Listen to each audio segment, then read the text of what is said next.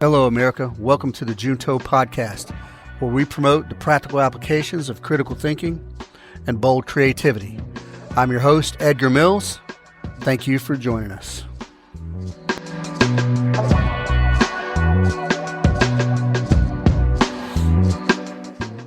Hello, America.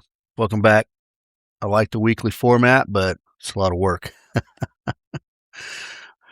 But thanks for staying with me. For those of you that are with me on every episode, and I appreciate you so much.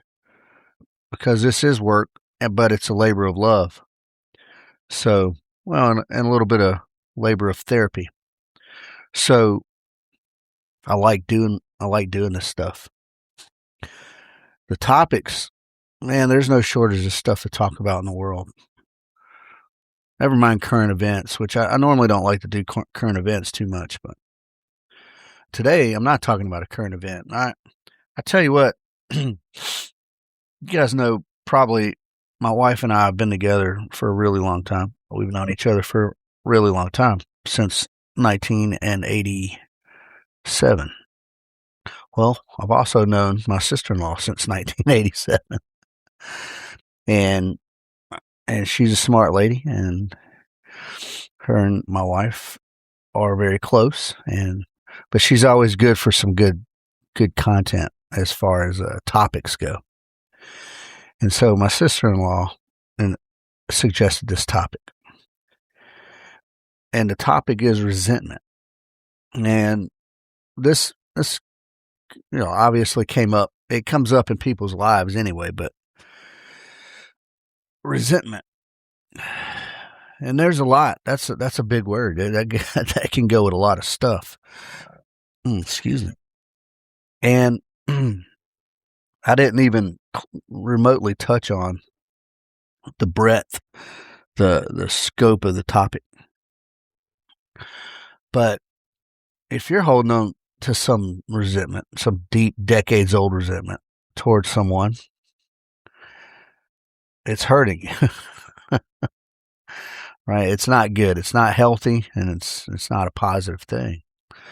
And over time, like to suppress, well, you might not even be suppressing the bitterness really toward whoever you resent or whatever group you resent or whatever. That will just, it'll eat away at you, and it'll rob you of your joy and your happiness. People, so it, in a psychological sense, it's like unfinished business, right? It's like unresolved angst, some unresolved problem. That's what resentment kind of is. And if it's unresolved, man, your mind, you think about it at the inopportune moments, or maybe all the time. It might be deep and burn you up, and you're consumed with it, maybe. And then it causes you to recall whatever the incident was that caused it to begin with. You're kind of always recalling that. And then the further away we get from that incident, the more the filter of negativity goes on it and less objectivity. And there you go. You got this thing that happened to you, and it's fact, and nobody ever apologized for it or whatever. Yeah. And it becomes like this just chronic state of internal turmoil and angst, rather than the way you just respond to the single event. You know what I mean? And I think by definition, resentment, it does last. It's not a one-time thing. It's not temporary, I think by definition, really. So it takes a toll on you, a measurable toll, really. Physiologically, we know that stress can manifest itself in physical ways. What's some of the ways here? Well, elevated cortisol, that's the stress hormone, I guess it's called. Well, trouble sleeping. You could have insomnia, but the reality is you're just replaying this resentment in your brain. It can cause inflammation in the body. It can cause heart stress on the cardiovascular system. Stress manifests itself physically. We know this. Yeah, we know this. So mentally, what does it do? I mean, it breaks our attention. It demands our attention to where our attentions could be better focused. It amplifies what we already think to be true, our confirmation bias. If you resent a person and this person is unaware, and everything they say to you seems like some sarcastic jab, when this person might be being completely genuine, it amplifies your confirmation bias. What does it do emotionally? Oh, yeah. Now, mental and emotional, you could say are the same, but I always separate those two. I don't know why. Yeah, I separate the two. I don't know if that's normal, if that's what professionals do. I don't know what, but I'm thinking mentally is separate from emotionally.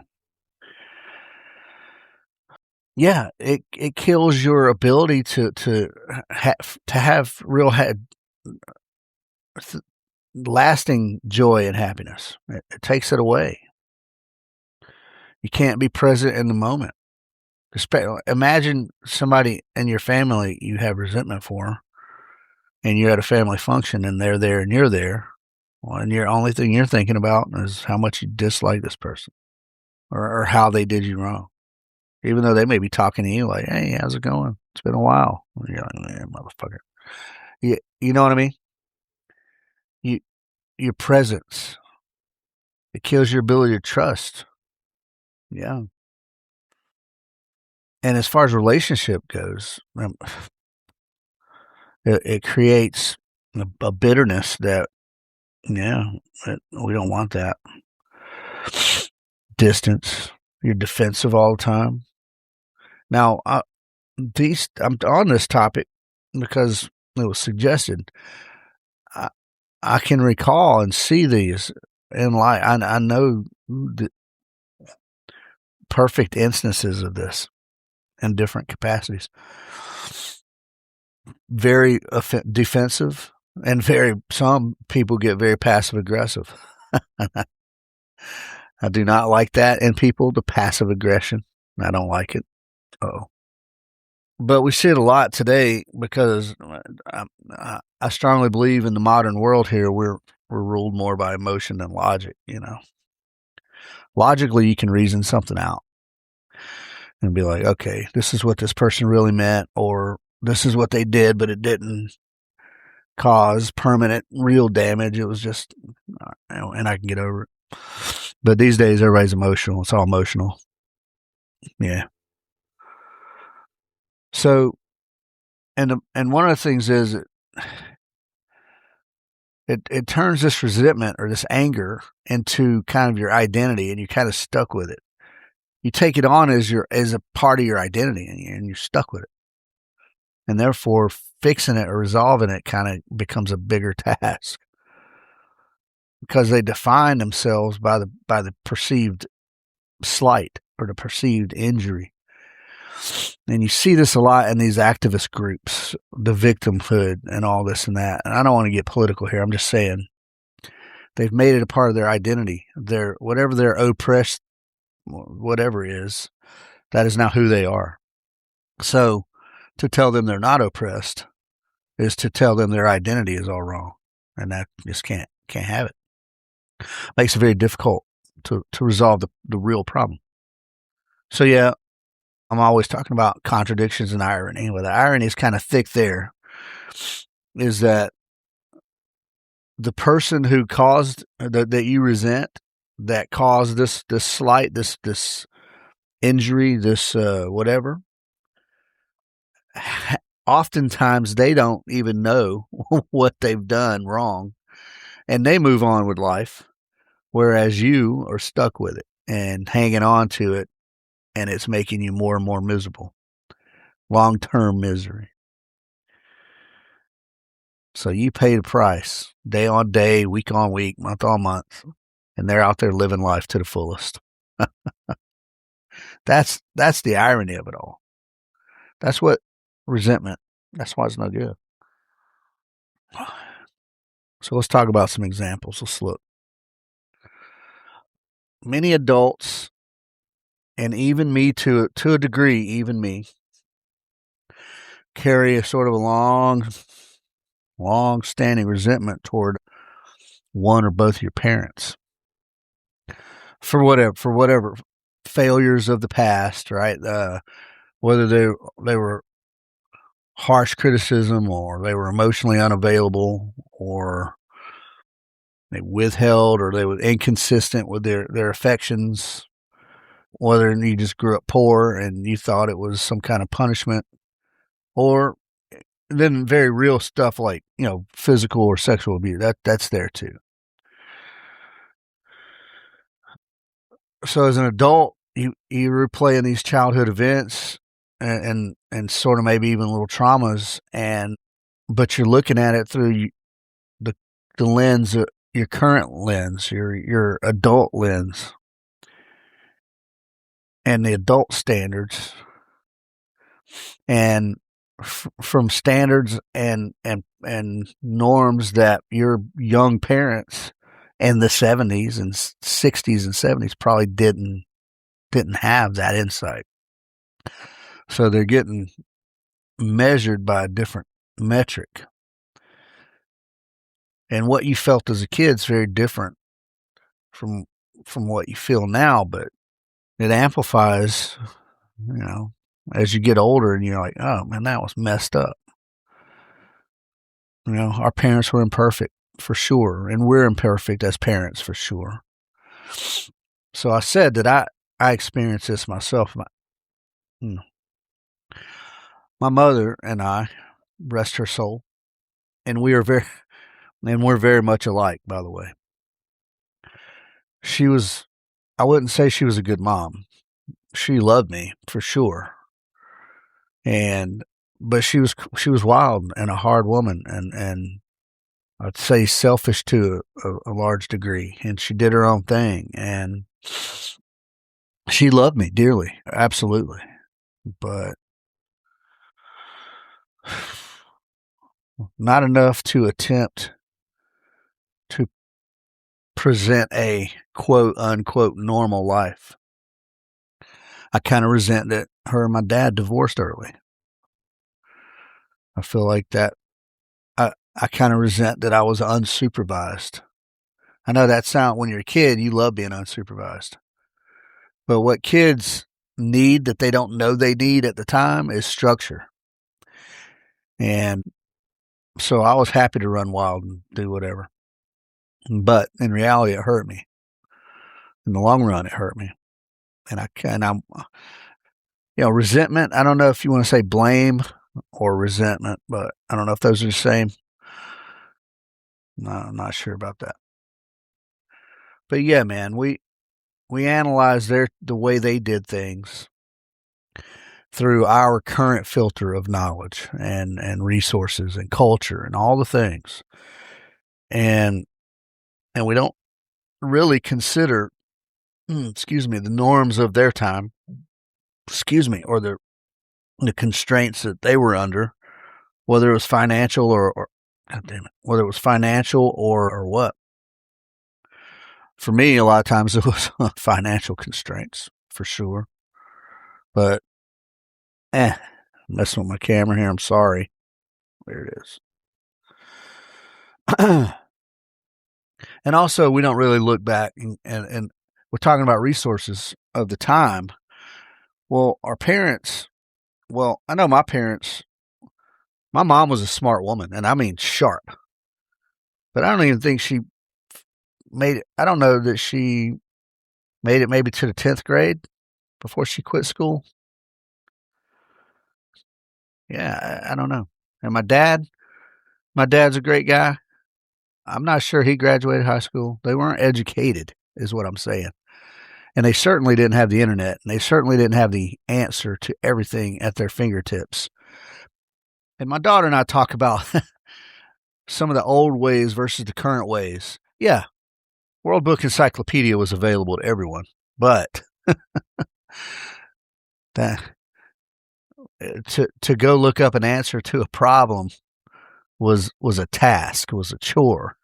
You had to, yeah, you had to get to the library, one, and two, then you had to know exactly the problem you were looking for, and then you had to go look that up in the Dewey Decimal System. Yeah, and the research today that we can sit down and knock out in 1 hour took an entire day at least back then. Yeah, I remember those days. Anyway, resources. Our parents were in a different time. They had different education. I'm not saying different values. We probably carry much of the same values as our parents did. Yeah. We just look at it now as we're adults, and we're not being critical thinkers about it and going, okay, well, they were effed up, and here's why they were effed up, most likely. That reflected on us, maybe unintentionally, probably unintentionally. Yeah. And then never mind the generational sort of family patterns and cycles of maybe abuse or neglect or whatever, right? So we're oftentimes harder on our parents based on what we know now. And so based on what we know now, we look back and think, was that malicious, or just, was it purposeful neglect, or was it just, well, in the case of my parents, dumbass kids. And I'll go to another personal example on that. Speaking of my mom, my mom and her mom, my grandmother, rest her soul, they both died. They lived together in their later, till the end.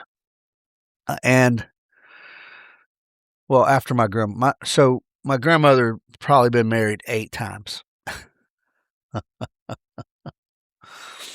She had my mom and my uncle from one husband. She had one of my aunts from another husband. I think her and her sister, when they were young, were honky tonk, good time type. I don't know, man. A lot of stuff going on in the family history.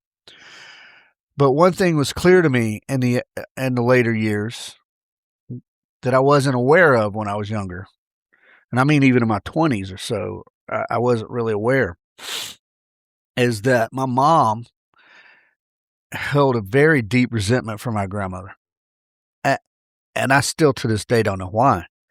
I can guess, and I can look and guess, but and my mom died alone in the sense that she didn't have a significant other.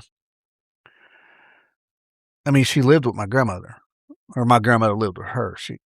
Here's the weird, the paradox, is that my mother took care of my grandmother in her elder years, but she did it begrudgingly. She did it as a duty, but it was not done in anger almost, but almost done out of spite. It torments me to this day. How the resentment was so deep. And I once yelled at my mother for yelling at my grandmother. I mean, like, toward the end there. And I kind of feel bad about it in retrospect because my mother died a few months later. But yeah, I had to get in my mom's ass because of the way she was talking to my grandmother. And it was very hateful. And I saw the resentment all in that moment. And I was just blown away. Like, how can you talk to her like this? You're taking care of her. And I think I said something to the effect of, if you're not taking care of her out of love and because you want to take care of her, don't. Move on. Yeah. What would have happened? Well, my grandmother would have been living in my basement. And that would have put a strain on my family. But in that moment, I was blown away at what was happening there. Deep Deep, long held resentment showed itself, and it was ugly. Yeah, it was ugly. Now, my mom came down after that. She was kind of an angry lady, too, you know. And for those of you who've known me over the many years, you know that I'm an angry guy, kind of. Not anymore so much, but I've tried to learn how to let go of those types of things, those types of issues, because it's unhealthy. But it exists, man. And if you're an adult holding on to some resentment for one of your parents, you know, I don't know the level. I don't know what your childhood looked like or whatever, but it's probably hurting you. It's hurting them for sure, but it's probably hurting you just as much. Now, oh man, I got a militant gnat flying around here. Now, to say all that, whatever your perceived slight is, it might be legitimate. That's not to invalidate it. Now, if you're out there and like your dad sexually abused you, that's real stuff. That's real. I'm not saying that the resentment is unfounded. I don't, whether it's founded or unfounded. I'm talking about resentment in general. Your slight may be real. I think there's a way to resolve it without holding on to this long-term resentment. But if you were, well, physically abused, that's a gimme, right? Yeah, you're gonna. But there's also the sort of mental or psychological abuse, just a parent who's constantly belittling the children or talking to them like they're adults and just talking down to them or gaslighting them or whatever, or emotionally manipulating their kids. You give them all the love when they do a thing you want them to do, but you give them no love when they do something slightly, you know, misbehave a little bit. Or worse yet, not worse yet, but in a different way, neglect, just ignoring your kids. I tell you what, I'm a Gen Xer, and the movie that defined the generation, Breakfast Club, and if you haven't seen it, it's good. It's a teen angst movie. But one of the best lines that's never talked about, that's underrated, is Ali Sheedy's character. I think Emilio Estevez says, well, what do they do to you? They're talking about the parents, right? They're talking about how they all hate their parents. And she said, they ignore me. That's profound. Profound. Right? All the other stuff, right? That was one of the most profound lines in the movie. So even that can create the resentment. And it's real. You have cause. You're validated in thinking that was bad. But the holding on to it is the part. And those real slights, those real, not perceived, those real slights are, yeah, that's basic human responsibility of one human to another. Never mind a dependent child. It's your responsibility as a parent to develop this child, not that they feel the same pain you felt as a youth so that they get tough. It's that they become well developed and emotionally mature and all these things. And loved, and they feel the love. There's never a question whether or not they're loved, even when they've done something wrong. That's your responsibility as a parent, among other things. So yeah, but those things, right? That abuse or neglect or whatnot, that's understandable. That's a defense mechanism that we use. Yeah, it's a defense mechanism. And so even here, even though it's deserved, all modern medicine, psychological stuff, literature and whatnot, talking about trauma recovery and these things, it's all consistent these days. And it consistently says that if we harbor this indefinite resentment and bitterness, that not only is it not going to fix the problem or restore what was lost, it's going to create more damage.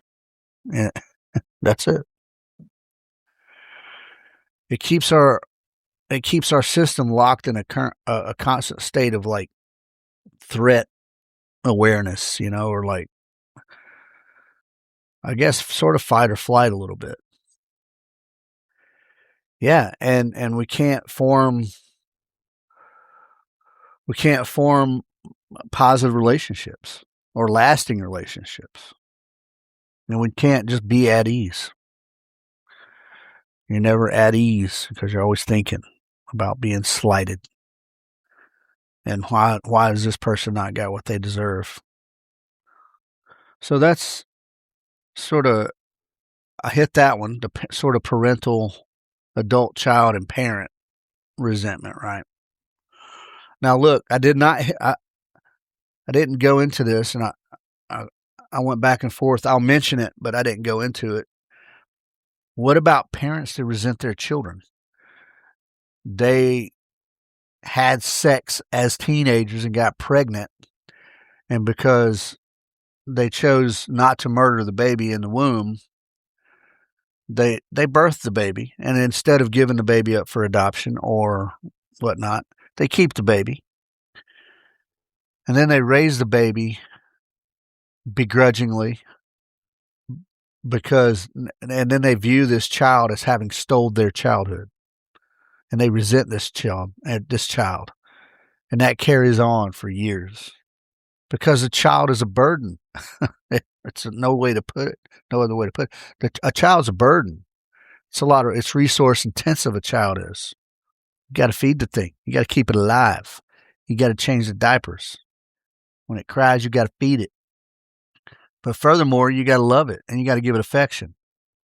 And you can give it surface level affection, but sooner or later, when a child grows a little bit, it starts to seed surface level affection. And what does that do? Well, I'm going to do what gets me that surface level affection, but then when I want the affection. And then everything becomes transactional after that, and it's an emotional manipulation after that. Yeah, parents can resent their children. All right. I didn't mean to get on that, really. I'm just saying it's out there. What's something else that you see a lot? Now, look, I'm an only child. I had a stepbrother for a short period of time, and I'm not sure we had a little rivalry, but I don't think there was any resentment there. But that was only a very short period of time. So everything I'm about to deliver here is my interpretation based on what I see and what I've studied for sure, but I've seen this in action as well. But the sibling dynamics, man, that's a different game right there. That's a different game. Decades later, you may be in your 30s or 40s or 50s, and still you and your sibling, one or multiple, squabble over the same argument that you've been having for 30 years. That's a resentment. And who knows what it comes from? You think, and usually it's something like, well, mom loved you more, or mom did more for you, or whatever like that. And who knows, that may or may not be true. Yeah. Maybe you got more toys, or maybe you got more praise, and then one sibling was judged harsher than the other for whatever reason.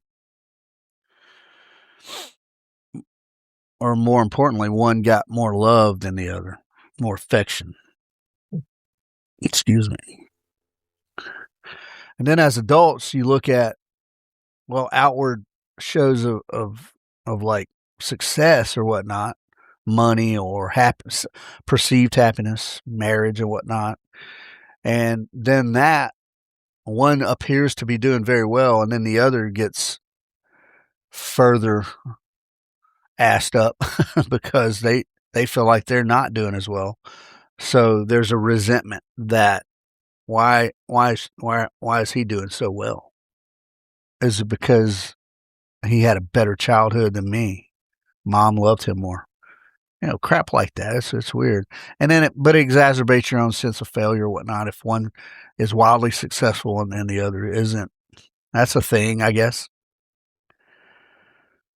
So all that scorekeeping you did as a kid and all the what turned out is harmless little rivalry now turns into like lifelong scorekeeping and blame gaming. And I see that as silly personally, but again, I didn't have any brothers sisters, so maybe I'm just uninformed. But what I do know though is that this dynamic that I've just described, well, like most things, like most problems in this world, is probably a direct result of poor communication. Yeah. Incomplete information. You think you know what you know, and you only know 30% of the matter. So now I do know from experience that parents are not neutral observers when you have multiple. I got 3 kids. And parents, you almost have to respond. Well, you do. You have to respond to each individual child in their own way because they all have different temperaments and different personalities. And I know there's parents out there that think everything's got to be even Steven. I got to treat them all the same. I got to buy, everyone gets a sucker. Everyone gets a dinosaur. If one gets one, everybody gets one. I don't necessarily agree with that. But I do know that you have to look, that children are individuals, no matter how many you got. And so you have to respond to them accordingly. One may not respond to one form of discipline or whatever the way another does. And so you respond in order to get a desired effect. So it's not blanket. It's not generalized. And so what looked like favoritism to you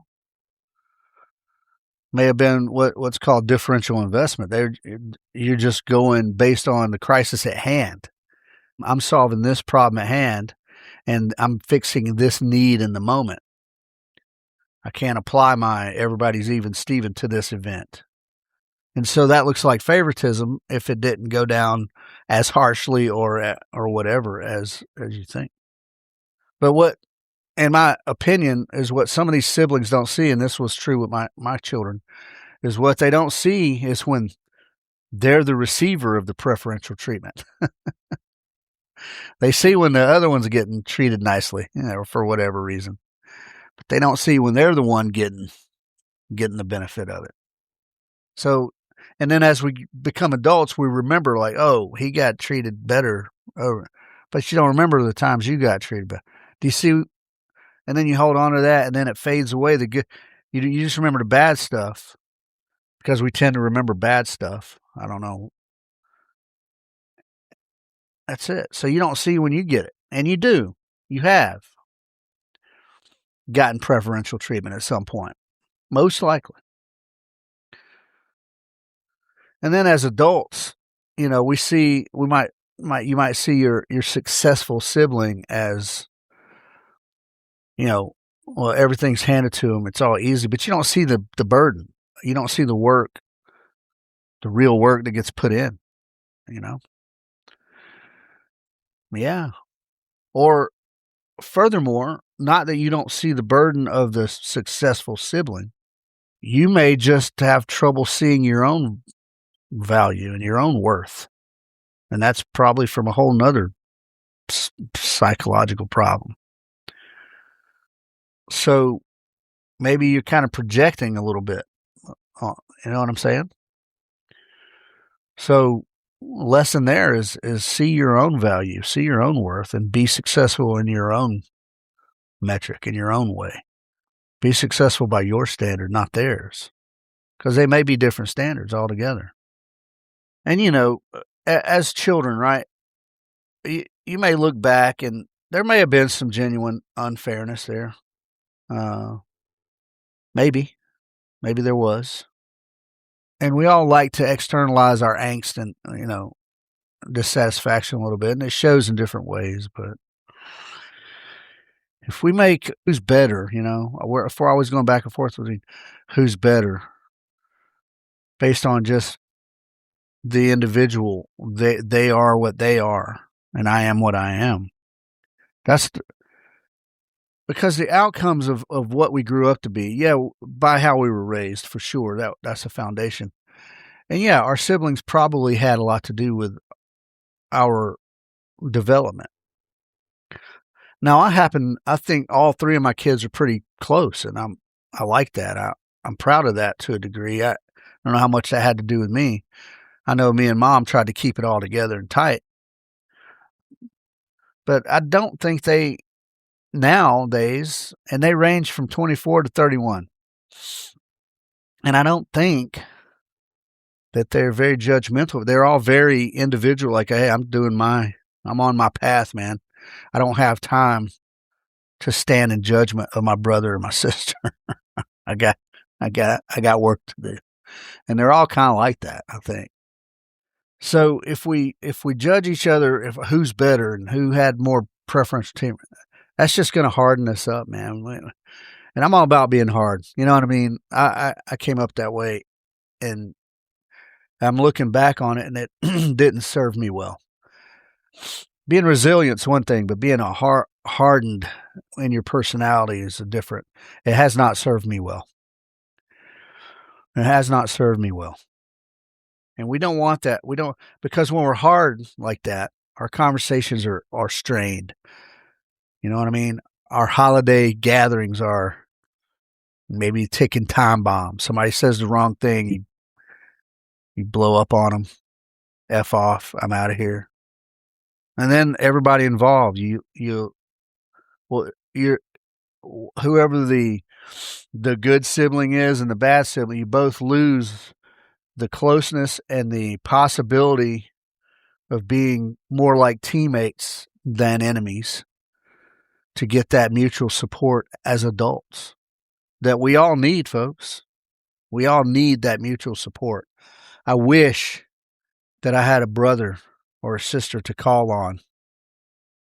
The closest I have is my cousin, and he lives in Oklahoma. Then the next closest I have is my best friend, Timmy. But I've never had a sibling that I could rely on. And that's what you need. We need support as adults.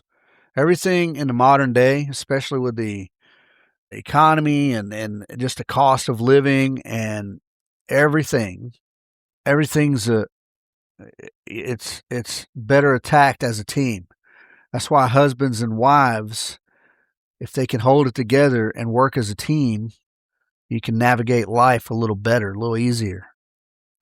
And if you got siblings, strong siblings that you can depend on and love and not judge, you can come together as a team and help each other out.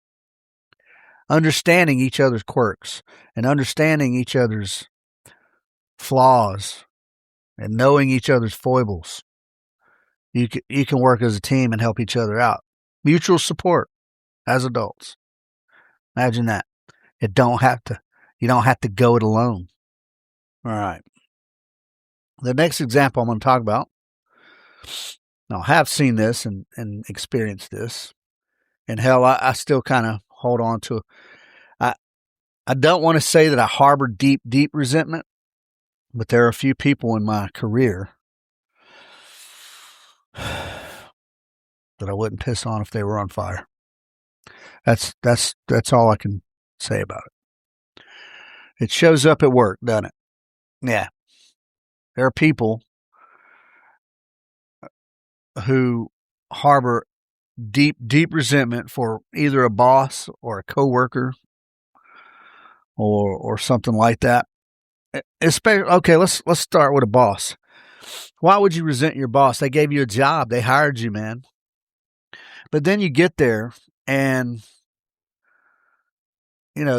because now you're an employee, some bosses are very Well, I'm saying bosses, some people are like that. It's just a personality flaw where and now you work for me, and now they basically think you're their slave, and they think because you work for them, they can disregard any niceties and common respect, manners. I'm always talking about manners. But the boss they just don't recognize your efforts. You think you're doing hard and going above and beyond, and they're just whatever. Or maybe they don't hit the leadership buttons, right? They don't provide clear purpose or clear direction. And every day you're like, well, I guess I'll do this today. Or boss that don't back the team. I see this a lot. I know a lot of police. And, the guys on the streets are guys on the streets. But then the next level of leadership, well, they might back the cops, right? But then the head shed will throw dudes under the bus. And that creates a negative environment. So now you got cops who operate on a cover your own ass basis as opposed to I'm going to do what's right, and I know the head shed's going to back me. So that creates a little resentment. Or what about colleagues? You might. So in the Army, there's and it's probably with the cops too. Well, I'm sure it is. But you got dudes who are overachievers, who are superheroes. They got it all, man. They came up in the perfect environment. They're physically fit, they're good looking, brilliant, problem solvers. Nice even tan. Probably well hung. Got perfect eyes, perfect hair. Can do no wrong. Charming as hell. Everybody loves them. That might make you feel less than. And therefore you have a little resentment. Like, F this guy. And then, because they're so goddamn charming, the boss loves them. He's the go-to guy. Boss comes in and just pumps him up. And you're over there just working like a Hebrew slave, man. Working. You get nothing. You might resent that guy. But the reality is that guy's probably pulling a heavy load on that team, and he's a value added, right? Probably. Maybe. Unless he starts writing books and whatnot. But then there's the other guy, the underachiever, how did this guy get here? Who thought that this guy deserved to be standing here today? He F's everything he touches, he bumbles it. He's awkward as hell. He can't have a reasonable conversation. Always says the wrong thing. Always misassesses the environment and the situation. Marginal performer. Somebody's always got to pick up his slack. Yeah, you resent that guy. Why do I got to carry this guy's load? It's all there, man. Both ends of the spectrum. It's always there. In almost every workplace, you can find a dynamic that matches that. The causes vary, man. The bosses, your boss might just genuinely be green and not have any leadership skills, and he means no ill will. He just don't know what he's doing. Or he might be good at the job, and because he's been around longest, he's the boss. But he lacks any leadership skills whatsoever. Or he lacks any emotional intelligence. Any of you ever had a young boss, younger than you, like much younger than you? And he lacks any like real maturity and emotional intelligence. And everything he says, it sounds like your teenage son talking back to you. You're like, yeah. And then the underachievers, some coworkers are out there just gaming the system. They're just there for the paycheck. They'll do bare minimum to get the paycheck. Once somebody wants them to work, I'm out. So the reason the reasons vary, but again, the resentment starts with partial information and lack of communication.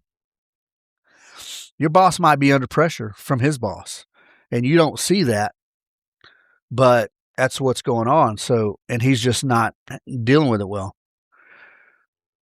The overachiever might be overachieving because he's trying to make up for some weakness that he's trying to hide, or he knows he has.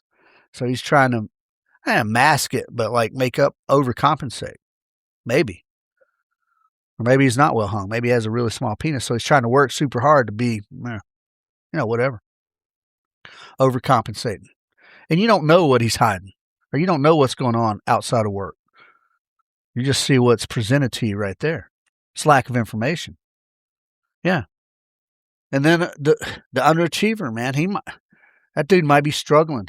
He might have a kid who's terminally ill, and his focus is 100% on that. And he's got to come to work because he's got to have the paycheck. But his mind is always on his kid. So it's a lack of information, usually, and we don't know what the hell's going on.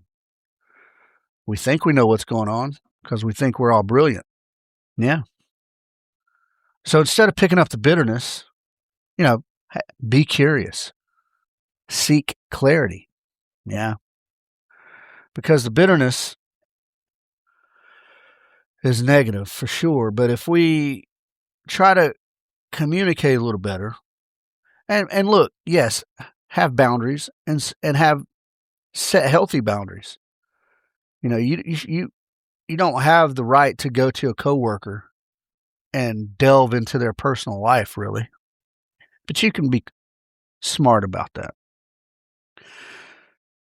But if you don't do clear communication, have good boundaries, or have an exit strategy, because if you're in a situation that's making you bitter, why stay there? Beat it. So have an exit strategy. But if you don't have those things in place and a plan, then you're losing your own individual agency and your ability to respond more healthy as opposed to less healthy. Because what you don't want is for your productivity to drop. You don't want your collaboration with your coworkers to suffer. And you certainly don't want to be the angry guy that people avoid. You don't want to be that guy. Because now they're looking at you. You've got the high achiever, the low achiever. Now there's the angry guy. And nobody wants to deal with you. So across all these examples, there's a few themes there. One, there's either real or perceived injustice, or unfairness, or mistreatment, possibly unmet expectations on your behalf. And then there's a comparison of status, right? He's up here, I'm down here. And then, as always, though, there's the need for human recognition, man. We want to be seen.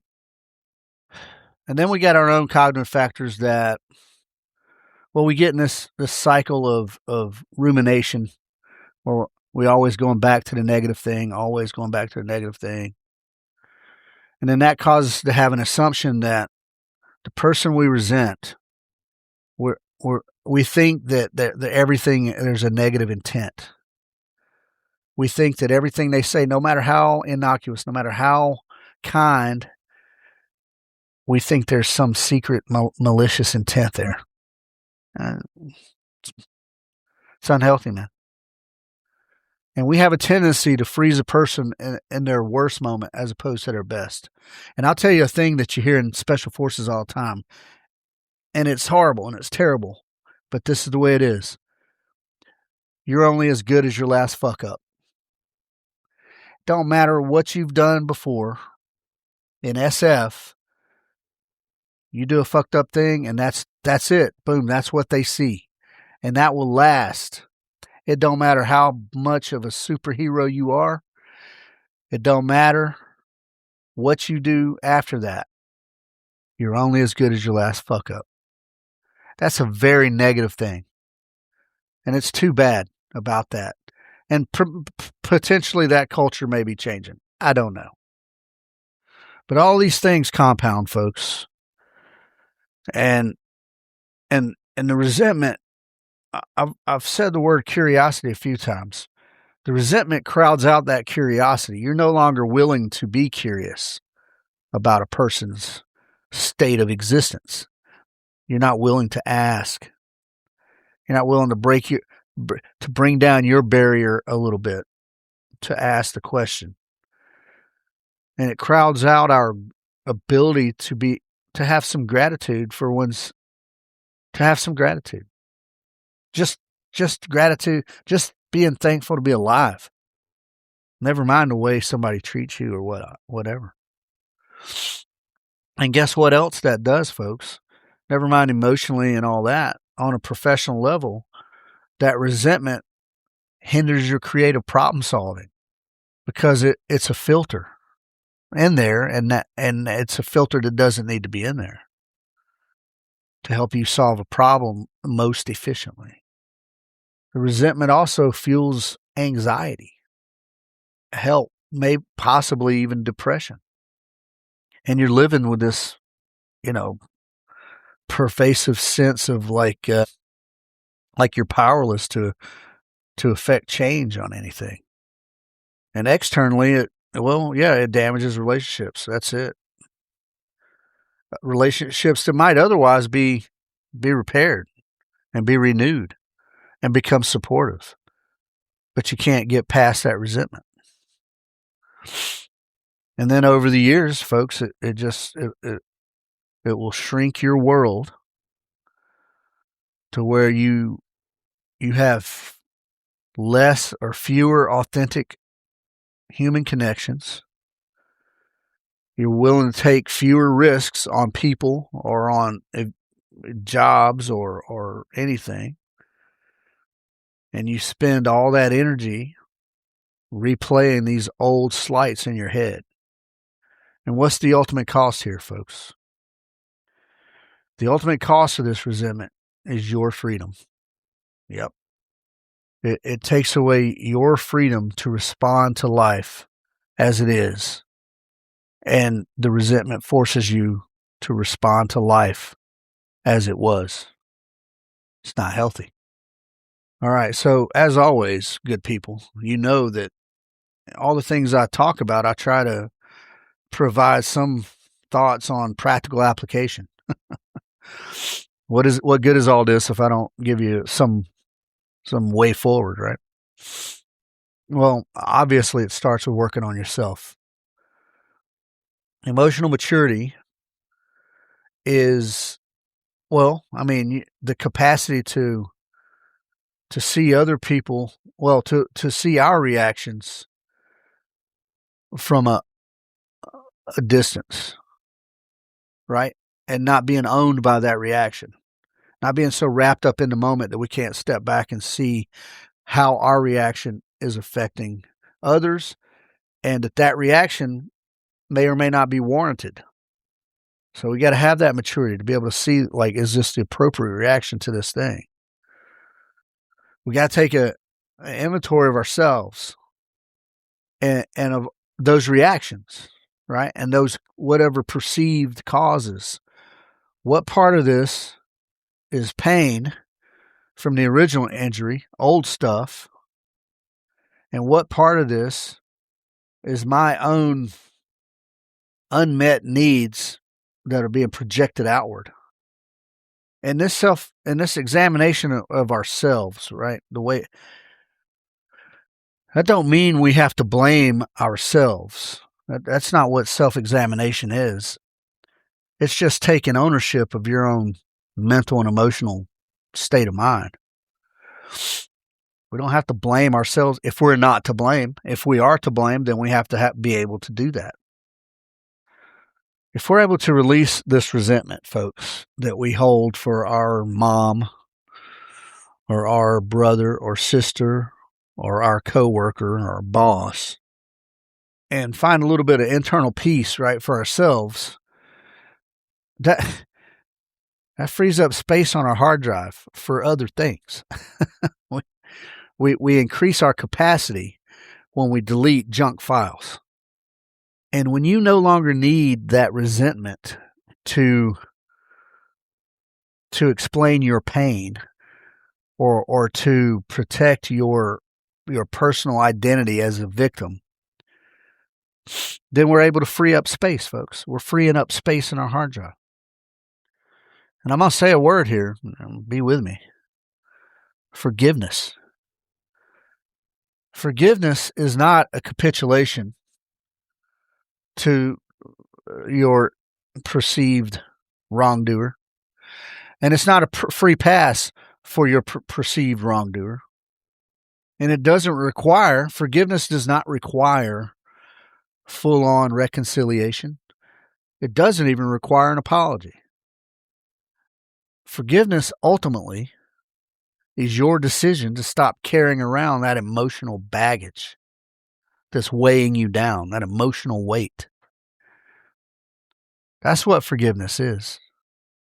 It's a very unique act of self-liberation, folks. And that forgiveness is you refusing to let another person's past actions live rent-free in your mind. Free up that space, folks. Free up that hard drive. Get rid of the junk files. I recognize that it's a process, good people. Nothing's instant. Nothing is instant. There is no easy fix for any of this. And when you get into these deep emotional issues, the deeper, the more complex. And you going through this process may involve you grieving over what you think you lost. And it probably requires a very clear-eyed acknowledgement of the harm that was done, for sure. But you can acknowledge the harm and then move on.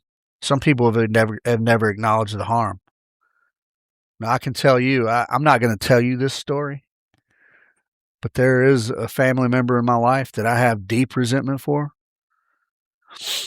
and did harm me, and I've never really acknowledged that harm because it was physical for sure, but it was less physical than it was emotional or mental. It was mental.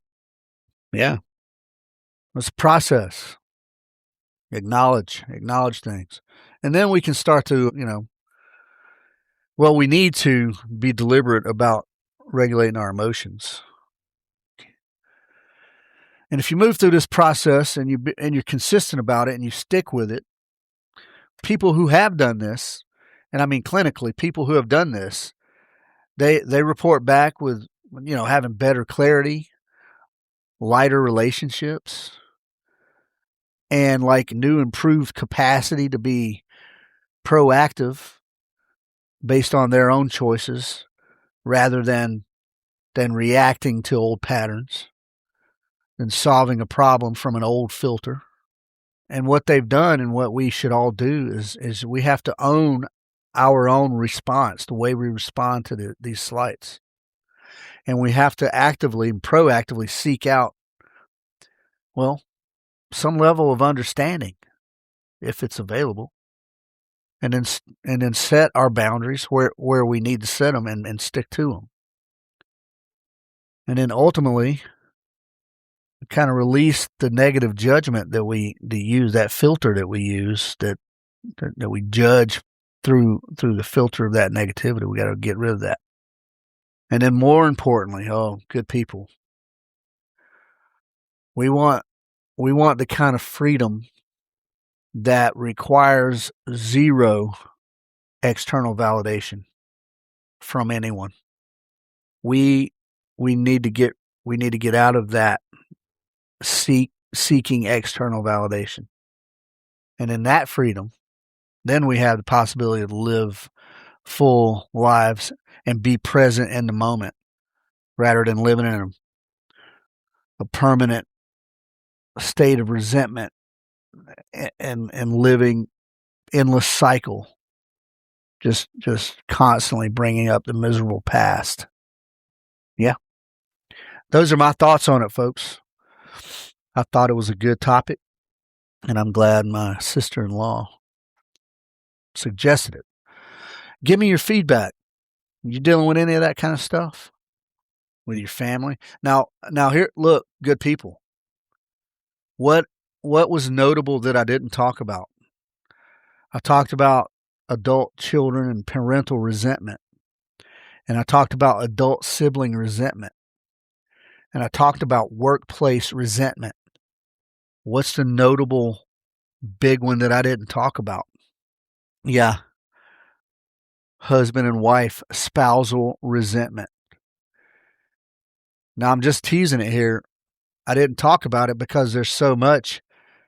I didn't want to do a friggin' 3-hour episode. But yeah, that's there, good people. The spousal resentment.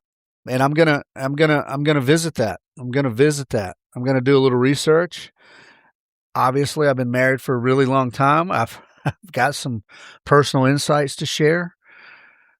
And we all probably have some good insights to share on that. Every one of you, if you're married and have been, or if you have good mates that are married, or whatnot. We've all seen it, or even with our parents. Yeah, we can even see it through our parents. The spousal resentment, folks. So yeah, put a pin in that one. It's a big one. Okay. Good people. Again, appreciate you all for being loyal listeners. What we have coming up for shooting. We have on August the 8th a pistol workshop. We're going to be working on priority of efforts, efficient movement, vision at speed, efficient target transitions. It's going to be a good time. On 22 August, we have the wild card day. That's a random drills shot out of the drill index card deck. We analyze them for their validity and the methodology, and are they good for training or not. And then you may have an opportunity to shoot for the Blackjack 33 coin. But there's a shoot-in for that. All right. Then on 12 September, we have armed self-defense, force on force. That one, again, I always describe it as being an eye-opener. It's scenario-based, and it's yes, you're going to be armed, and yes, you're going to be held to a marksmanship standard. However, this is decision-making under stress, folks. This is, do you think, can you successfully negotiate an armed robbery in a parking lot, for instance? It's such a good course. I love doing it. October 3rd. What happens on October 3rd, folks? Every year. Well, around the weekend of October 3rd every year, we have the OSS Challenge Mogadishu Mile. That's a 2-gun, and it's very physical. Think maybe similar to like the tactical games or something like that. You'll be doing some physical stuff. Maybe doing a rope bridge across a pond, climbing ropes, dragging a rescue Randy, etc. That kind of thing. And that's done to commemorate, obviously, the Battle of Mogadishu, Operation Gothic Serpent. And we do that to promote Three Rangers Foundation. On 10 October, we have the No Che match. That's a pistol match. And that's clearly to commemorate the fall of a murdering communist. On 24 October, we have a dynamic everyday carry course. What makes it dynamic is that, we're going to be in the classroom for a little bit, but we're going to integrate a lot of movement with our concealed carry techniques and stuff. That's a good one. 31 October, good people, we have the Battle of Rome. The idea for that was conceived by my friend Cooper and Brooke, and that we were originally going to do that just for Rome Strength and Fitness members, but we're opening that up to everybody, and that's a pistol-only match, but it's also similar to the Moog Mile. There's physical events going on. It's going to be CrossFit oriented, physical events. It's going to be a good time. I think we're going to do 4 stages on that. And so it's going to be fitness and pistol shooting, and it's going to be fun. And we're going to try to make it unique and whatnot. So get out there. It's up on the website. And then, as always, we have private sessions available, folks, as always. So that's what's going on in the shooting world. In the consulting world, folks, on ospreyshootingsolutions.com/consulting, I have uploaded a couple of free downloads for you to use. They're very well, they're critical, really. And if you haven't put a lot of thought into your church security, well, I have a free church security checklist that you can download, and it's pretty goddamn thorough. And then if you're a missionary type or an overseas traveler where you go to, semi-permissive environments, third world countries that are potentially dangerous, I have a travel/work abroad checklist and some guidance in there. And it's very thorough. And that guidance is all pulled out of my SAFE Module 1 that I've been working on, the security awareness in foreign environments. And folks, I keep saying I've been working hard on it. I can't tell you the value there. It's critical stuff. It's critical stuff. And the problem is you don't know what you don't know. You don't know what you don't have. So it's here for you to look at and to think about. And then also I have the SAFE flyer download there for those of you who want to look at it. Again, it's targeting missionaries. It's targeting humanitarian nonprofits, targeting international salespeople, international journalists, independent journalists who travel abroad alone and unafraid. This training is geared toward all those people. So look at the SAFE, security awareness in foreign environments. All right.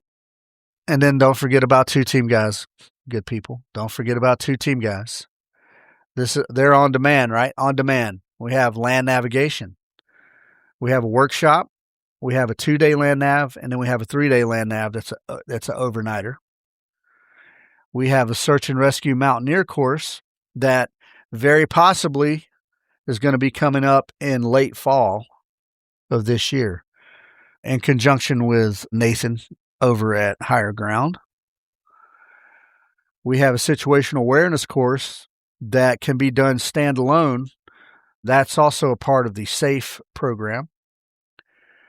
We have a long range evasion course that can also be done standalone, but is also integrated into the SAFE program.